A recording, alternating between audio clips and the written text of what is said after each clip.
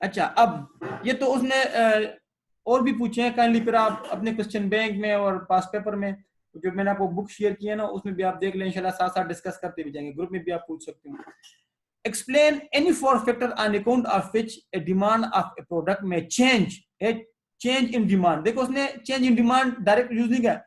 अब देखो उस किस तरह सवाल पूछे, वो पूछ तो वही चीज रहा है, अदर फैक्टर पूछ रहा है, लेकिन आप तरीका देखो जरा उसका। एक्सप्लेन एनी फोर फैक्टर, उसने कहा यार फोर फैक्टर तो आपने फोर लिखने हैं भाई, ठीक है ना, फोर से ज्यादा नहीं लिखने, ठीक है ना। आपने तो ऊपर खैर बहुत पढ़ लिए, लेकिन आपने फोर लिखने जो भी आपको फोर अच्छे आते हो। On account of which the demand of product may change even its price remains the same। तो यार अगर आपका कंसेप्ट क्लियर है ना, तो आपको पता लग जाएगा कि वो कौन सी सिचुएशन होती है उसमें डिमांड में तो चेंज आ जाता है, ठीक है, जबकि उसकी प्राइस कांस्टेंट रहती है। 6 मार्क्स का सवाल है जी, तो आप कोई भी फोर लिख लें, ठीक है। उसने कहा एक्सप्लेन कर ले, तो सिर्फ लिस्ट नहीं करने, तो मैंने इधर लिस्ट कर दी, अभी किताब में एक्सप्लेन भी है, तो आप यहां से कोई भी फोर उठा सकते हो, ठीक है ना। और उसको आप ना तकरीबन 3 3 4 4 5 5 लेक्चरों में एक्सप्लेन करके ना लिख लो, तो इंशाल्लाह आपको 6 मार्क्स मिल जाएंगे। इस सवाल में काइंडली कोई इशू, अभी तक यहाँ ये सवाल आया था, कल मैंने आपसे कहा था कि भाई डिमांड कर स्लोपिंग डाउनवर्ड, वो भी करवाया था, और ये भी एक सवाल यहाँ इंपॉर्टेंट, ऑब्जेक्टिव के लिए भी इंपॉर्टेंट है जी। क्वेश्चन में कोई इशू, इस क्वेश्चन में कोई इशू तो काइंडली पूछें।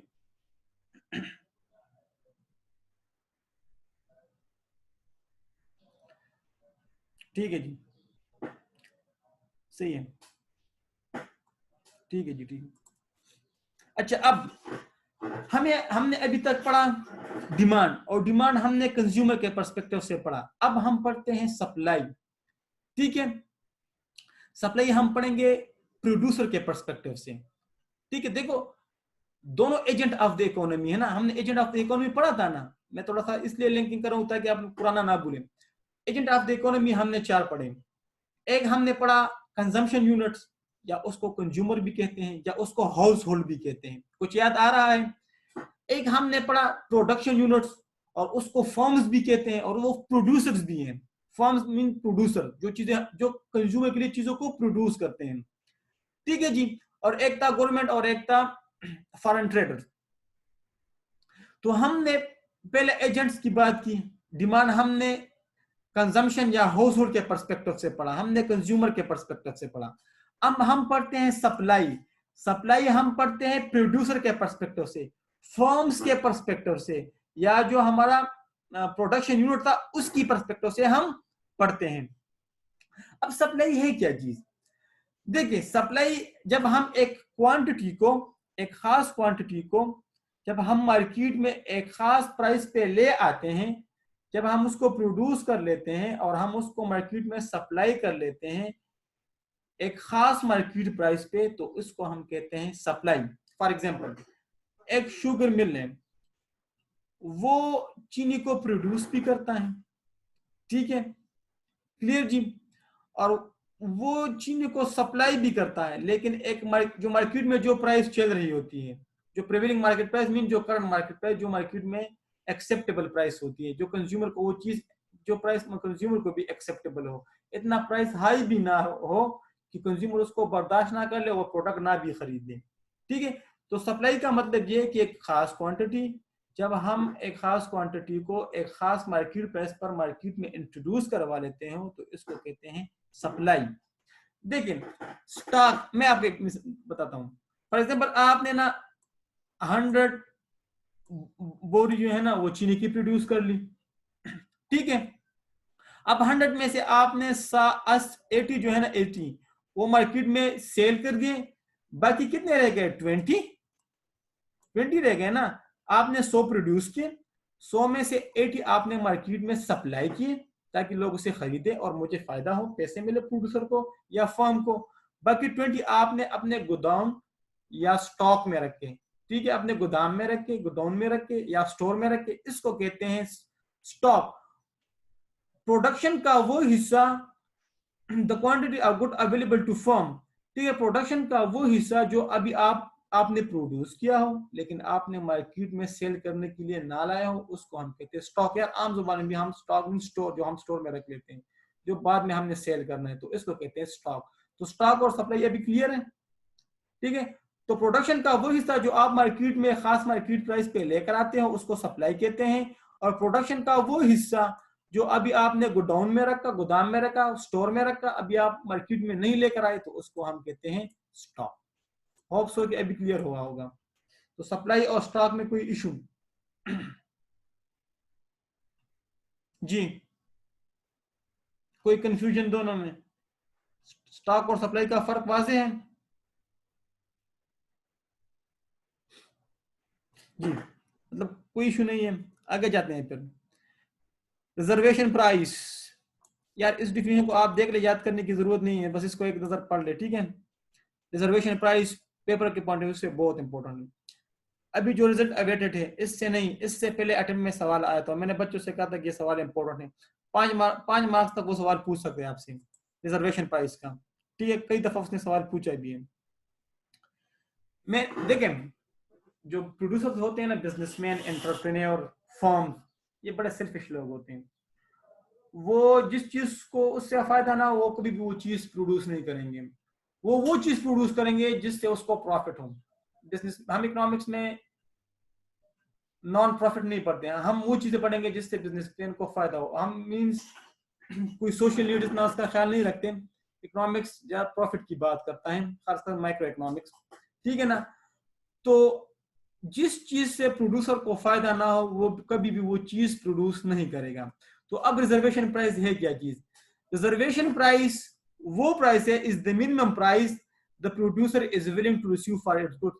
यार कम से कम मुझे इतने पैसे तो उस गुड्स के मिलने चाहिए ना, अगर इससे कम मिले ना तो मुझे वारा नहीं करेगा, मेरी कास्ट भी फुलफिल नहीं होगी। यार the minimum price, for example वो कहता है यार कम से कम मुझे 100 रुपए तो मिलने चाहिए, इससे कम पे तो मैं नहीं बेचूंगा, क्योंकि वो कहते हैं ना बेंजी वारा नहीं करता, इस तरह कहते हैं ना वो आम जुबानों में भी।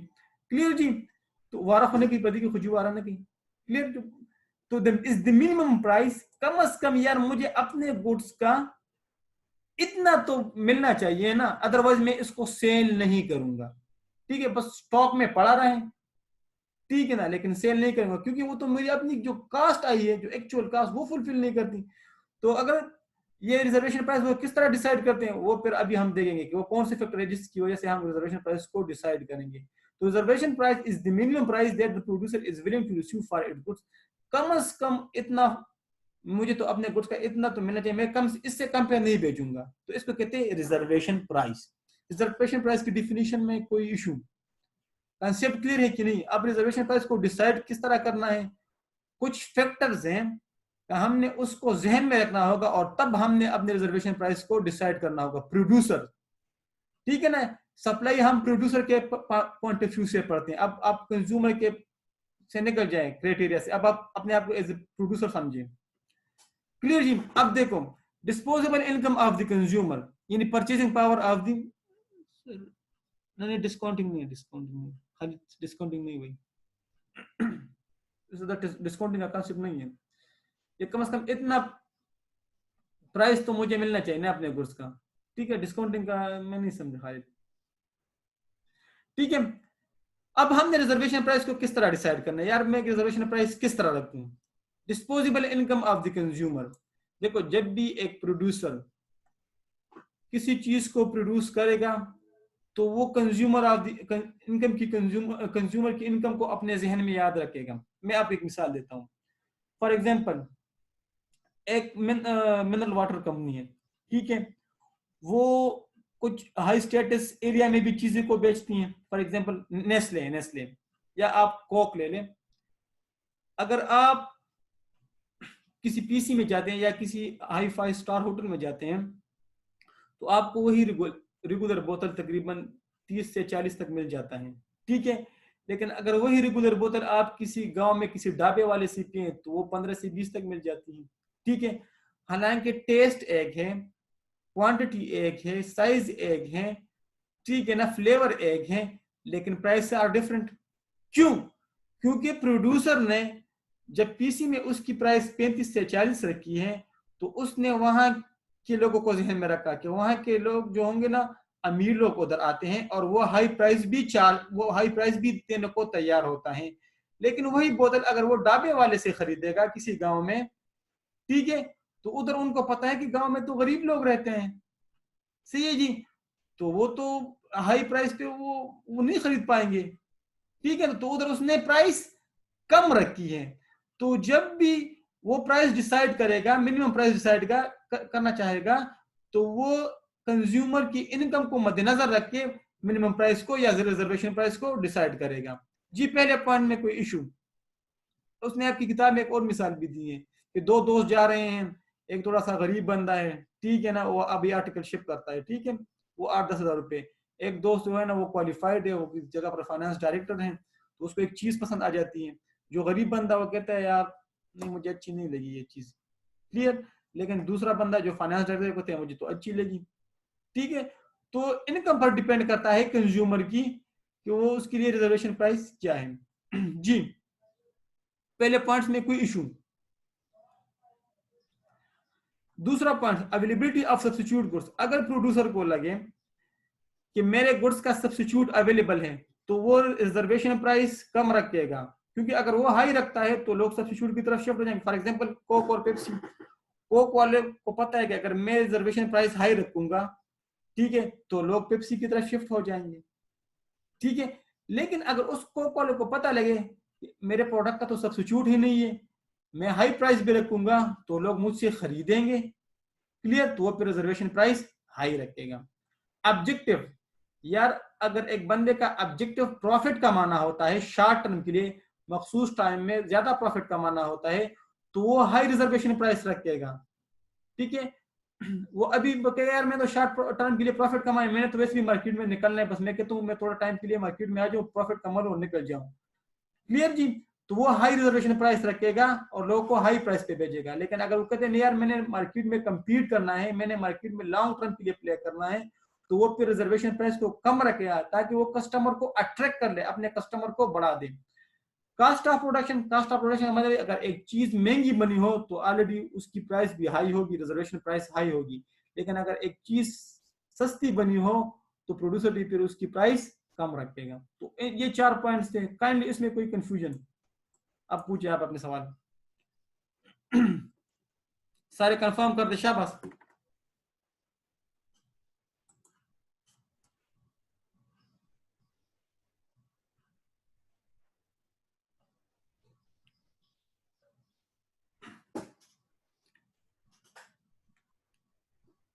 जी तीनों सारे रिपीट कर लेता हूँ। देखिए इमरान भाई, मैंने कहा कि अगर एक बंदे का ऑब्जेक्टिव है प्रॉफिट कमाना और वो मार्केट में लॉन्ग टर्म के लिए प्ले नहीं करता, वो शॉर्ट टर्म के लिए मार्केट में आया और कहते यार मैं जल्दी जल्दी प्रॉफिट कमा लूं और चला जाऊं, ठीक है जी, मुझे कोई गरज नहीं कि मैंने फ्यूचर में ये बिजनेस करना है कि नहीं करना, मैं तो शॉर्ट टर्म के लिए बिजनेस कर रहा हूं, क्लियर जी, तो उसका मेन मकसद है प्रॉफिट कमाना, तो वो हाई रिजर्वेशन प्राइस रखेगा, ठीक है, वो जल्दी जल्दी चीजों को बेच देगा हाई प्राइस पे और बोरा बिस्तर बांधकर चला जाएगा। लेकिन एक बंदा कहते नहीं यार मैंने लॉन्ग टर्म के लिए बिजनेस करना है, मैंने कस्टमर को अट्रैक्ट करना है, तो वो फिर क्या करेगा, वो फिर कम प्राइस चार्ज करेगा ताकि वो कस्टमर को अट्रैक्ट कर ले और फ्यूचर के लिए भी उसके कस्टमर बने। लेकिन अगर एक बंदा शॉर्ट टर्म के लिए अप्लाई करना चाहता है तो वो फिर क्या करेगा, वो जल्दी जल्दी चीजों को बेच के ना निकल जाएगा मार्केट से। कास्ट ऑफ प्रोडक्शन मीन जिस जिस आइटम से वो प्रोडक्ट्स बना हो, अगर वो आइटम सस्ती बनी हो ना, उसके इंग्रेडिएंट सस्ते हो, मटेरियल लेबर आप प्रोड्यूसर को सस्ता मिले हो, तो कास्ट कम आएगी, तो वो कम रिजर्वेशन प्राइस रखेगा। लेकिन अगर एक चीज महंगी बनी हो तो फिर रिजर्वेशन प्राइस हाई रखेगा।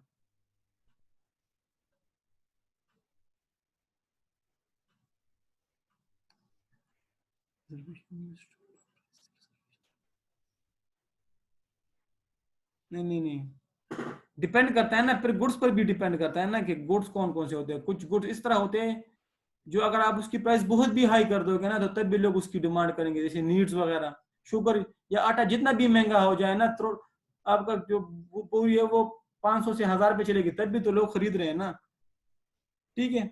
ये एक सवाल भी आ चुका है, शाबाश, एक 2 मिनट और पूछे। अभी ये रिसेंटली भी ये सवाल आया था सेम यही।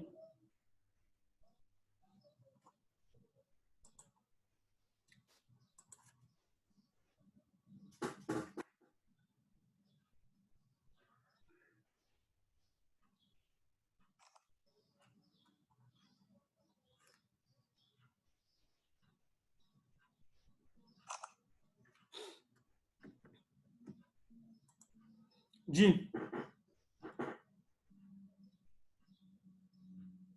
यार हैदर, रिजर्वेशन प्राइस वो कम से कम प्राइस होती है ना जो प्रोड्यूसर एक्सेप्ट करता है, उससे बिलो वो कभी भी वो प्रोडक्ट को सेल नहीं करेगा। मिनिमम प्राइस कम से कम, मुझे तो अपने प्रोडक्ट का इतना तो कम से कम इसकी प्राइस हो ना, कंज्यूमर तो मुझे कम से कम इतना तो देना।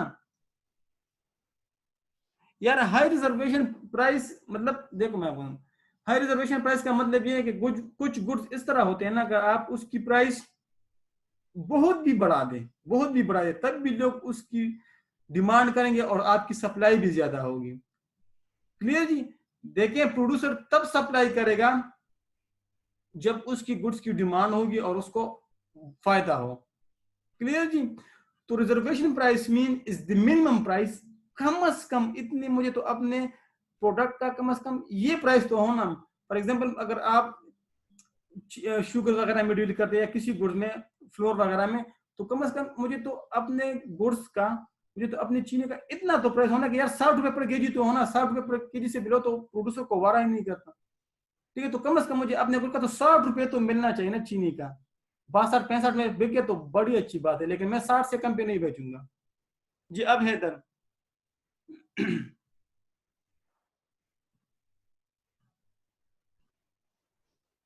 बाकी भी कंफर्म कर दें।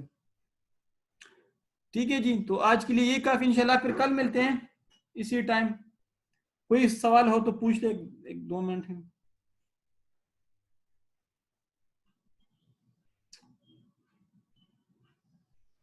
ठीक है जी, तो थैंक यू, इंशाल्लाह फिर कल मिलते हैं। अस्सलाम वालेकुम।